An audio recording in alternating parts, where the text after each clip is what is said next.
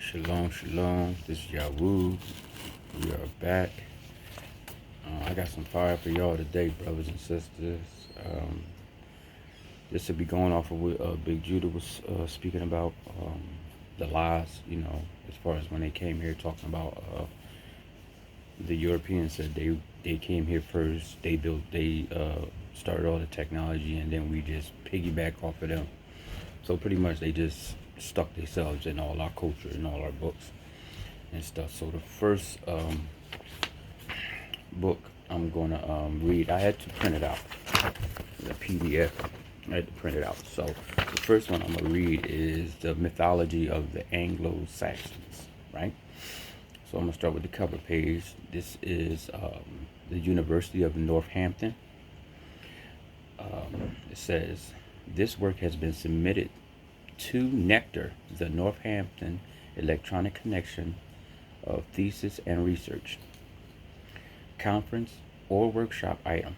Title: Anglo-Saxons and Their Gods Still Among Us. Sorry about that. That's not what my book say, but it's the same thing. All right. Okay, here we go. Make sure I got everything right before we start. Yep, okay. So, this is the first page. That's what it looks like. So, here we go. Who do you think we are? That's a question. This is the fourth in the series of independent papers that consider England's lost mythology. The central premise is that we have, as a nation, lost the core of the country's mythology, or it is now in a completely altered form. This is largely because the stories of the deeds of gods and heroes have been superseded by more recent belief systems and new heroes. Whether these are in the form of comic heroes, sounds familiar, that's what Judah just said. And Con Drops was talking about that too. Sorry, that's Con Drop that said that, I'm sorry. Film, music, or sports icons in previous papers. I suggested that amongst other things, the landscape offers some clues to link us to this forgotten past, which in turn leads us to the mythology and traditions of much older cultures. This can help fill in some gaps in our understanding. In this paper, I want to consider the arrival of the Anglo-Saxon culture in Britain. So they arrived in Britain. A culture which appeared before the Romans departed from Britain and continued after the arrival of Christianity, which appropriated some Saxon traditions and practices. More importantly, despite the sustained attempt by the Christian missionaries to eradicate these practices, they still resonate in today's society. This is not a comprehensive discussion of all the heathen. Y'all hear this? So, let me bring that back. A lot of our brothers don't understand. They keep saying we're under Gentile occupation. No, the Babylonians were Gentiles. The Egyptians were Gentiles. These are heathens. This is why this is the worst, because they are heathens. Listen, I'm gonna run it back again, and remember, they know who they are, and they tell you that they Anglo-Saxons. Trump say it all the time. So it says, Christian missionaries to eradicate these practices. They still resonate in today's society.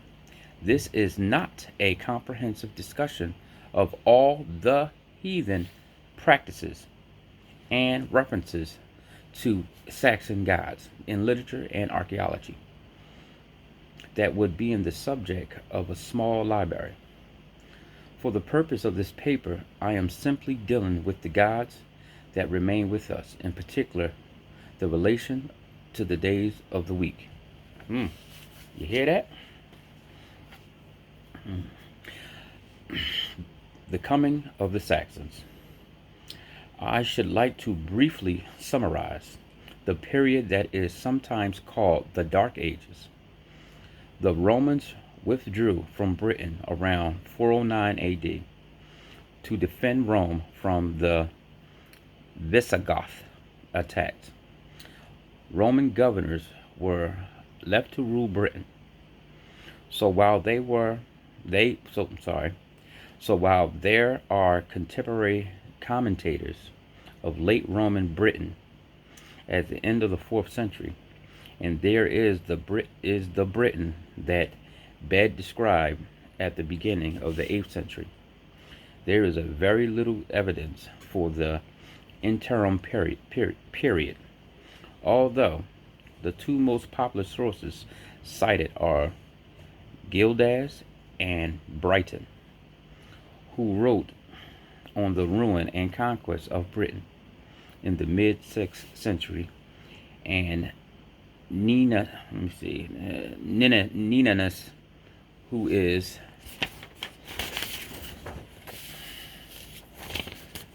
attributed with the authorship of the Pseudo Historia. Oh, that's a crazy word. The Historia Britannium around 830. Despite the absence of many historical sources, John Morris has posited that it is possible to reconstruct an appropriate timeline for the 5th and 6th century. This is what this looks like. Get a good look at it. The Romans leave Britain. I don't know if this is a poem. I'll read it to you after I read this paragraph, okay? Okay. In 410, the Goths sacked Rome, and it became clear that Rome was not coming back to defend its province. For the next 30 years, Roman Britain continued under its own governors. At the end of this period, the Briton warlord Vortigern invited the Saxons, led by Hengist and Horsa, to settle in Kent to help their fight against the Picts, although this sent a message to the Angles and Jutes detailing the worthlessness of the Britons and richness of the land. All right, let me see what this says. It says outline of the Dark Age Britain. Okay, I got good eyes, y'all. Let me walk a little bit. 409, Romans leave Britain. 410, sack of Rome. 410 through to 440, Britain ruled by Roman governors. C. 440, British warlords Vortigern invites Saxons, Hengist, and Horsa to settle in Kent to assist in the fight against the Picts. 440 through 457, Saxons revolt. Britain burns from coast to coast. Britain subjugated. 460, 495, Britain revolt against the Saxons. C. 495, Battle of Mons Badon, Saxons routed. 500 through 560, Britain ruled. 570, Plague, weakness of Britain, Saxons invade and conquer. 597, beginning of Augustine mission. All right, another thing, I may have to put 2 videos because sometimes my phone just cuts right out. So if it do, I'm gonna just start it right back over. I'll post that video and just start it right back over right where I left off at. Okay, so here we go with the second paragraph.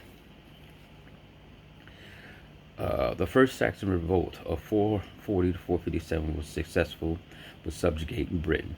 However, there were also a series of British resistance campaigns from 460 to around 495, culminating with the Battle of Mount Badon, which halted the Saxons' advance for around 70 years. However, a plague is said to have broken out and weakened the Britons, which led to the Second Saxon Revolt and the Saxons overran much of the south of England.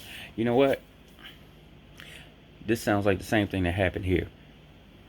We were giving them some problems. We was actually giving them work, and then that plague hit. Their diseases hit, and then they ran down on us. It sounds like the same thing that happened. So, if the Southern Kingdom was over there, that makes sense. It makes total sense. Okay, the arrival of Christianity. In 595 AD, Pope Gregory the Great initiated a mission to bring Christianity to England. It is said that Gregory saw Angelian boys at a slave market. Oh, my fault, Angloan. I'm sorry, y'all. I don't know what I thought I was looking at. Angloan boys, like Anglo-Saxon, but children, at a slave market, to which he described them as non-Anglo, said Angla, not angels, but wait a minute, not angels, but angels. Ain't this something? Hold on. So he said he described these boys as non-Anglo, said Angala, not angles, but angels. You hear this? Christianity had existed in some forms in England long before Gregory. Through the arrival of Christianity, slaves from abroad. Famous Saint Alban, a Roman soldier, was martyred for sheltering a Christian priest in 283 AD.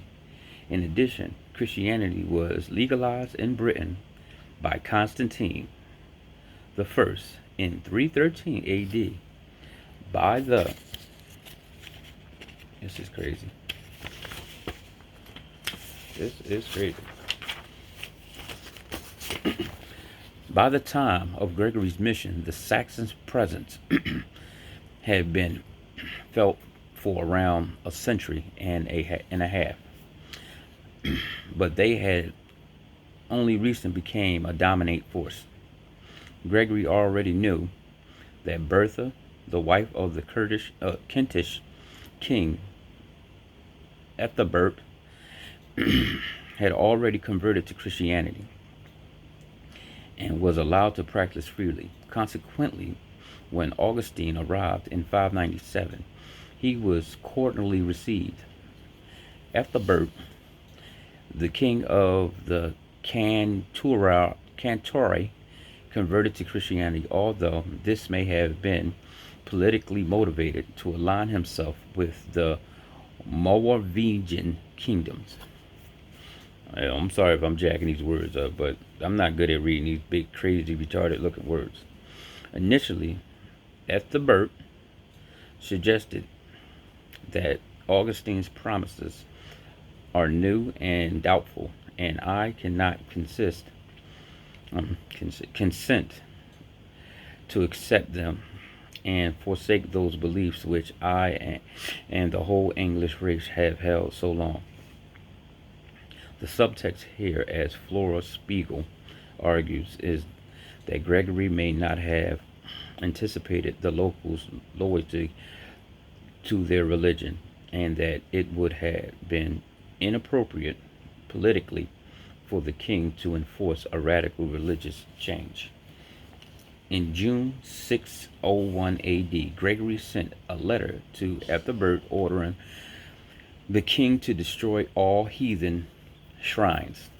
However, less than a month later, Gregory sent a letter to the missionary, Abbot Mellitus, later Bishop of London, and then Archbishop of Canterbury, in which he explains how Augustine should deal with heathen temples and traditions.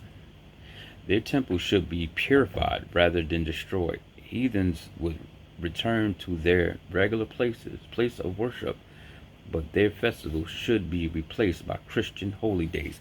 Wham! Listen, I'm about to hit you with the wham. This is the same thing they did here.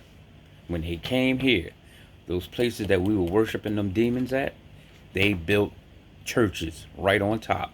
And what did they do? They changed our days to their days. Right there. This is crazy. Which Gregory was suggesting was an almost convert alignment between the heathen practices and Christian religious festivals, although his long-term plan was to eradicate all traces of heathen practice. Gregory might have been successful in his endeavors, except so I'm not going to totally say that the Christian holidays are aligned with our holy days. I'm not going to say that because I don't know, but that's what it seems like it happened. It seemed like they tried to align their pagan holidays with our high holy days and festivals and stuff. All right, I think that's all I printed out, y'all. Yeah, I didn't print out everything I needed to print out, but what I'll do is I'll read the small print right here and see if I can, give you the meat. All right, Gregory the Great concerning heathen practice. All right, I should have come to the conclusion that the temples of the idols in England should not on any account be destroyed. Augustine must smash the idols, but the temples themselves should be sprinkled with holy water and altars set up in them, in which relics are to be enclosed. For we ought to take advantage of well-built temples, of purifying them, devil worship, and dedicating them to the service of the true God. In this way, I hope the people, seeing their temples are not destroyed, will leave their idolatry and yet continue to frequent the places as formerly, so coming to know and revere the true God. And since the sacrifice of many oxen to devils is clear custom, some other rite ought to be solemnized in its place, such as the day of dedication or festivals. You hear this? Yeah, you hear it, and this is over there. Right. For the holy martyrs whose relics are there enshrined. I'm reading it like this because I can't, it's kind of hard to see. On such high days, people might well build themselves shelters of boughs round about the churches that were once temples, and celebrate the occasion which pious feasting. They must no more sacrifice animals to the devil, so they call the Most High the devil, but they may kill them for food to the glory of God, while giving thanks for his bounty to the provider of all gifts. This is why I have a problem with people calling the Most High God. They should call him by his rightful name, or the name that we are close to calling him. But I would not call him that, because they making a clear distinct between the Most High and their Thoth, or who's it, Thoth, Jesus, all them gods they call on, all those names. It's all one God. Muhammad, Thoth, Hermes. It's a lot of names. But this is what I was reading, so you see how small it is. So now what I'm going to do is I'm going to give y'all a treat. This is the Book of Halloween. Wait till you get a load of this. Look at this. The Book of Halloween. The Book of Halloween by Ruth Edna Kelly, AM. It's Lane Public Library, Boston, Lilliput, Lee and Shepard. Published 1919, copyright 1919. The Book of Halloween by Ruth Edna Kelly. This web edition created and published by Global Gray. Global Gray, nothing but ebooks. That's who has this PDF. I'm not going to read the table of contents, but I will read the preface. All right, preface. This book is intended to give the reader an account of the origin and history of Halloween, how it absorbs some customs belonging to other days in the year, such as May Day, Midsummer, and Christmas. The context is illustrated by selections from ancient and modern poetry and prose related to Halloween ideas. Those who wish suggestions for reading the recitations, plays, and parties will find the list in the appendix useful. In addition to the books on entertainments and games to be found in any public library, special acknowledgement is made to Messrs. E.P. Dunton and Company that for permission to use the poem entitled Halloween from the Spears of Oxford and other poems by W. M. Letts to Messrs. Longsman Green and Company for the poem Pomonia by William Morris and the editors of The Independent for the use of 5 poems. Okay. This was written in 1919. Here we go, y'all. Now y'all gotta remember some that like the poems, a lot of their literature, they tell you the truth, but you gotta chew the bone. Chew up the bone, take the meat off it, then throw the bone in the trash. Okay? So here we go. Chapter 1, Sun Worship, the source of Halloween. If we could ask one of the old world pagans whom he revered as the greatest gods, he would be sure to name among them the sun god, calling him Apollo, which he were a Greek, if an Egyptian, Horus or Osiris, if of Norway, Sol, if of Peru, Bacchia, Bochica, I guess, and the sun is in the center of the physical universe. So all primitive, I could not get that word out, peoples made it the hub about which their religion revolved, nearly always believing it a living person to whom they could say prayers and offer sacrifices, who directed their lives and destinies, and could even snatch men from earthly existence to dwell for their time with him as it draws the water from lakes and seas. If y'all didn't notice something, this is every nation. This is all the Gentile nations right here. This is why it says they're confederate with the nations. They pretty much named Egypt. They named the Peruvians, which I got a problem with that one. But we were at that time worshiping demons. At one point, they named the Greeks.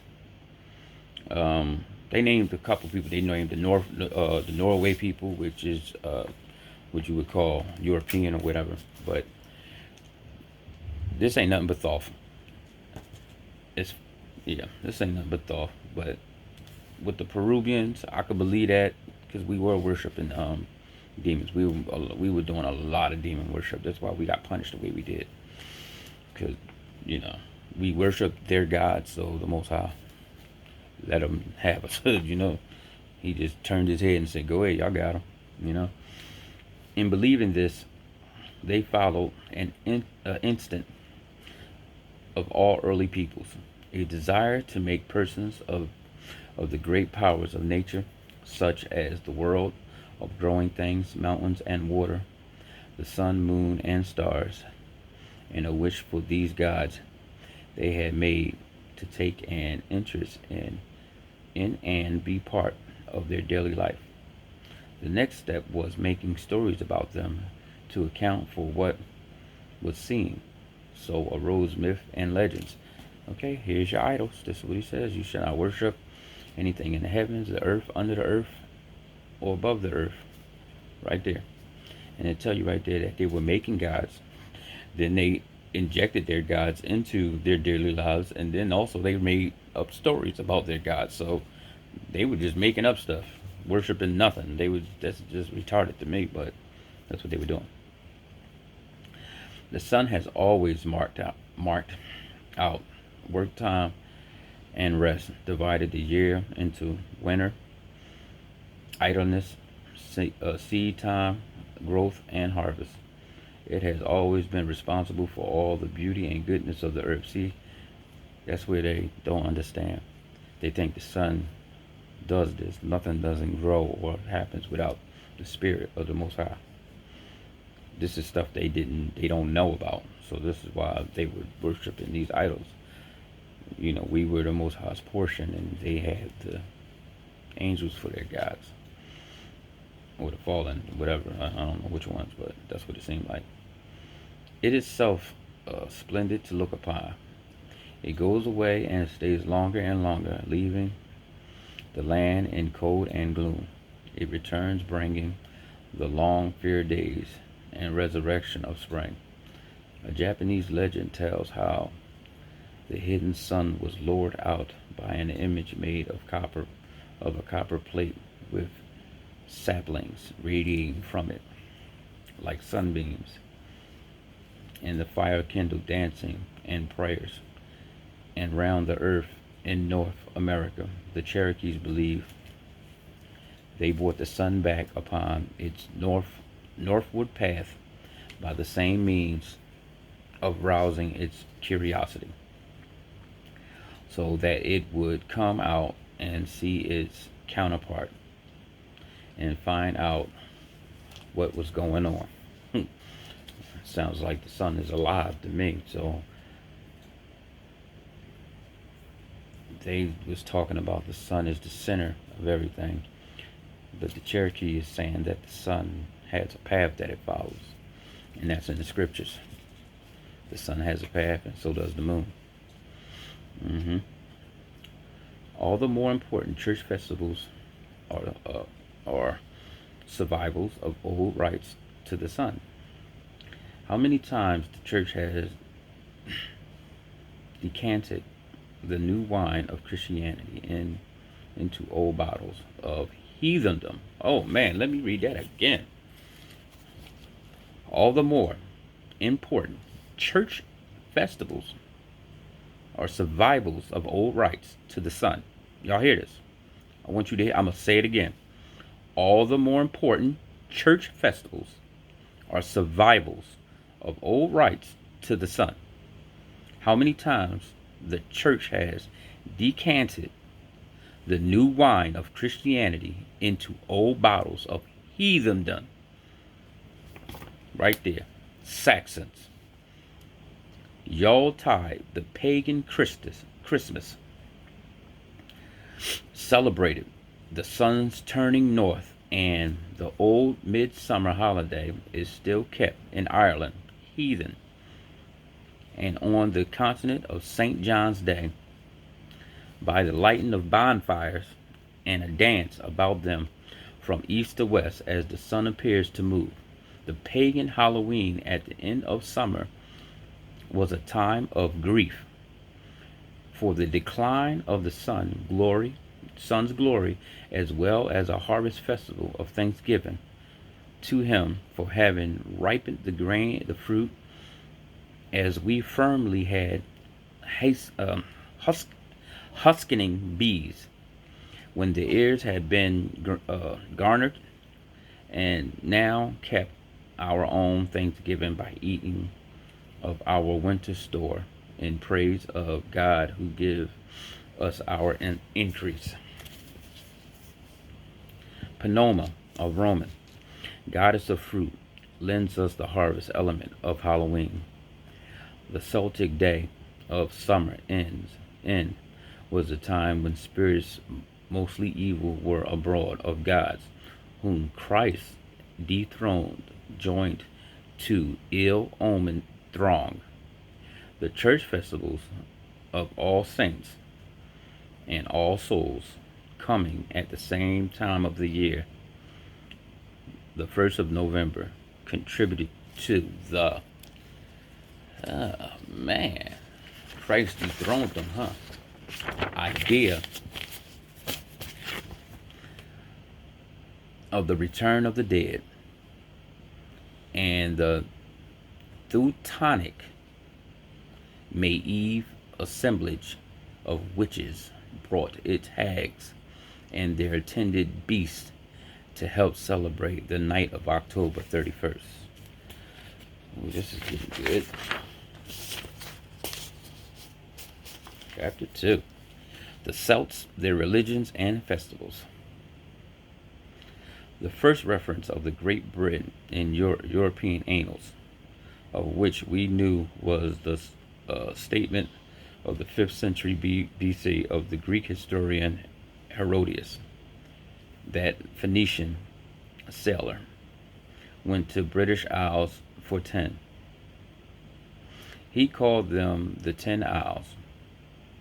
The people with whom these sailors traded must have been Celts, for they were the first inhabitants of Britain who worked in metal instead of stone.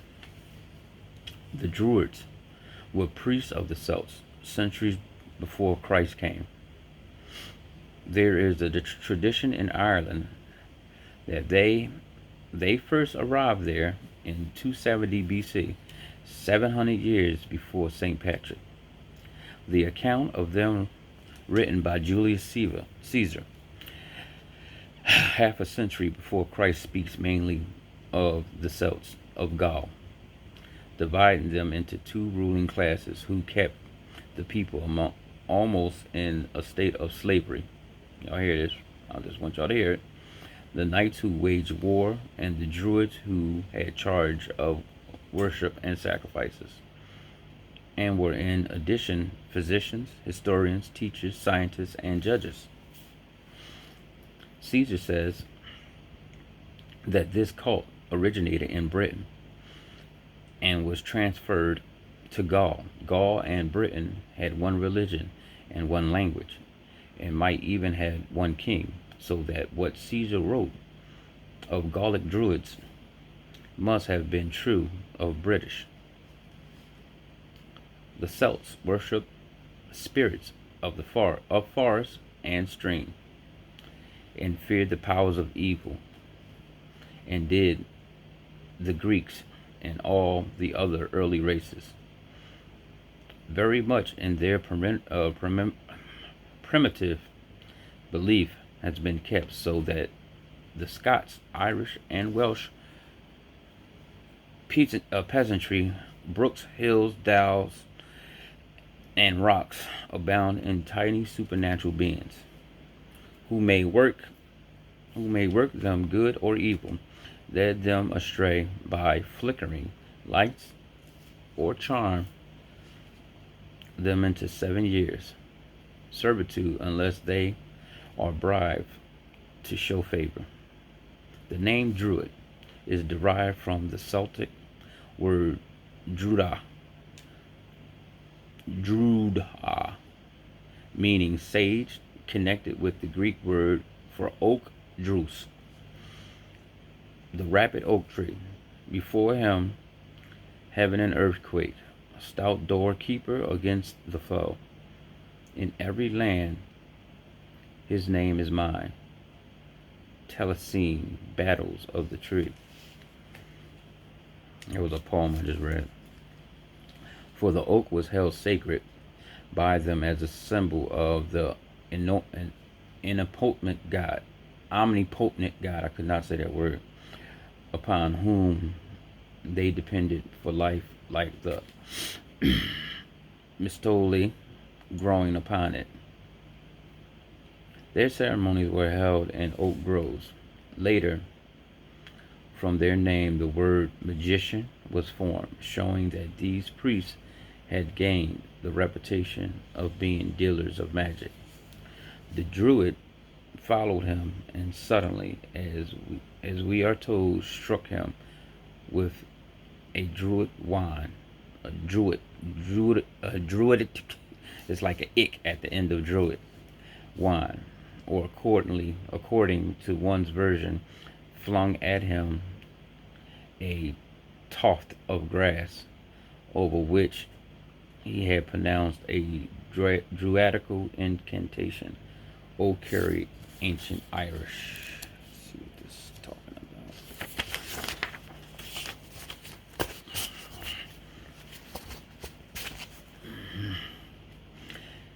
They dealt in symbols, common objects, to which was given by the interposition of spirits, meaning to signify certain facts and powers to produce certain effects. Since since they were tree worshippers, trees and plants were thought to have particular powers. Caesar provides them with a galaxy of Roman divinities: Mercury, Mars, Jupiter, and Minerva, who of course were worshipped under their native names. Their chief god was Baal, of whom they believed the sun the visible emblem. They represented him by lower tokens such as circles and wheels. The trefoil changed into a figure composed of three winged feet radiating from a center, representing the swiftness of the sun's journey. Mm. The, the cross, too, was a symbol of the sun, being the appearance of its light shining upon dew or stream, making to half closed eyes little bright crosses. One form of the cross was the swastika. To bow, they made sacrifices of criminals or prisoners of war, often burning them alive in wicker images. You ever seen that movie, The Wicker People, where they did that? They put these people in an image, like a image of a man sitting in a chair or something, and they would literally set these things on fire with people inside of them. Y'all need to watch that movie, The Wicker People. This is literally telling you what they used to do. That's why I tell y'all, watch these movies, especially these movies that's got something to do with religious or anything with magical powers and stuff. They're literally just telling you, what they used to do or what they stole from us, if it had something to do with dragons or anything. These bonfires lighted on the hills were meant to urge the god to protect and bless the crops and herds.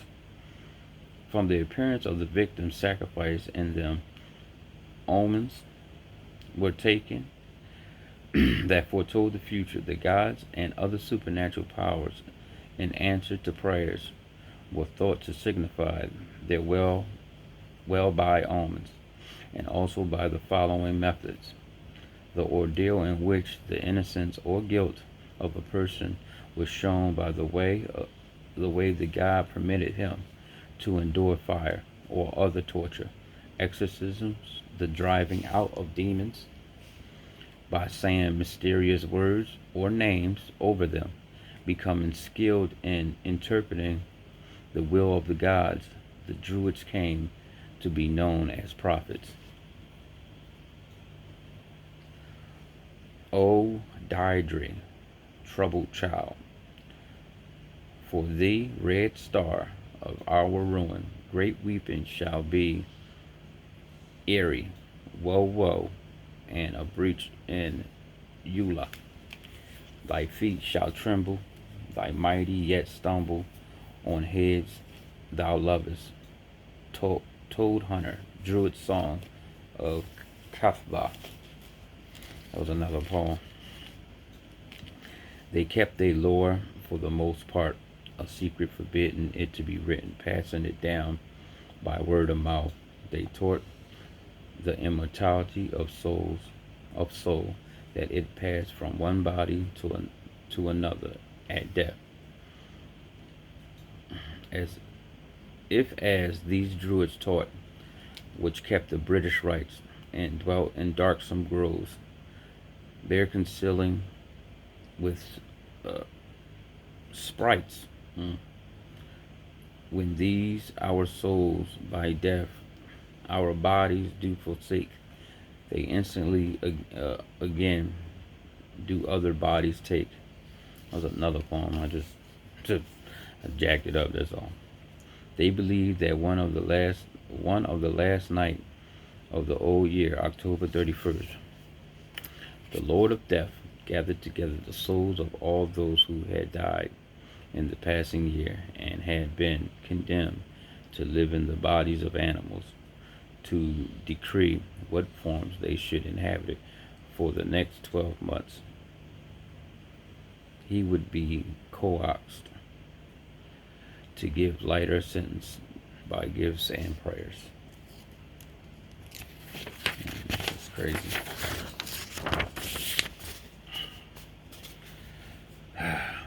The badge of the initiate druid was a glass ball, reported to be made in the summer of the spittle of snakes, and caught by the priest as the snakes tossed it in the air. Venom and and the potent otter. Oh, sorry, y'all. My phone's ringing. That's why I kind of paused. But and the potent adder stone. You know what an adder is? An adder is a snake that has young without laying. Like the the little snake doesn't. It's not an egg. It literally just has another snake. That's what an adder is. Gender, form, Autonium moon. When in undaunting twine, the foamy snake's prolific join, Mason Cactus. Um, I got something about adder in this Bible I got. It's right here. It's an old Bible. Hold on, let me get it. I'll probably get that out and read that to y'all too. It's right here. It's an old Bible I got right here. Yeah, so I'm gonna get that out and read that in a minute once I finish this. All right. A cake was baked in the fire with one piece black with charcoal. Whoever got the black piece was thereby marked for sacrifice to Baal, so that as the ship proceeded in the safety after Jonah was cast overboard, the fears of the group about the May Eve fire might prosper when it was purged of whom of one whom Baal designated by lot. Later only the symbol of offering was used, the victim being forced to leap thrice over the flames. 3 times. I have to jump over flames 3 times. Okay. So that is it with the book of Halloween. Yep. Okay. So let me get this out for y'all so I can show y'all what they're talking about with this adder. I think it's in Isaiah. Yeah. Shipping. Matter of fact, I might got it marked already. Let's see. Let's see, y'all. See if no, it's Daniel I got marked. Hold on. Yeah, this book is kind of, the way they pages are a little different from the normal book. It's just an old Bible, so they actually have everything like separated. So they got the Pentateuch, the historical books, the wisdom books, the prophetic books, and then they have the new lie. New Testament, but I call it a lie. Well, a lot of it's a lie to me, and then some of it's truth, but it's a New Testament of what they wanted you to know. That's how I see it. All right, here we go. All right, get there 1 second.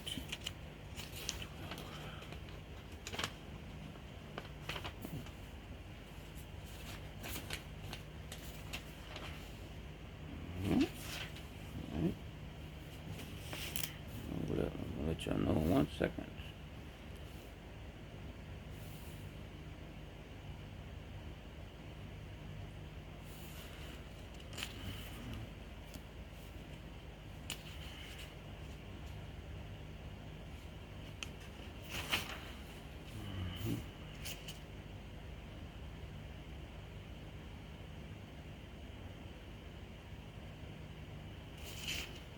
Let me find it, y'all.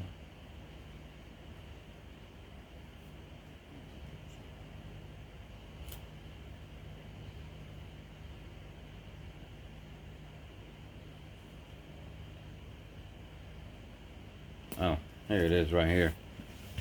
I'm going to read this. This is Isaiah 14 and 28. It's Philistia.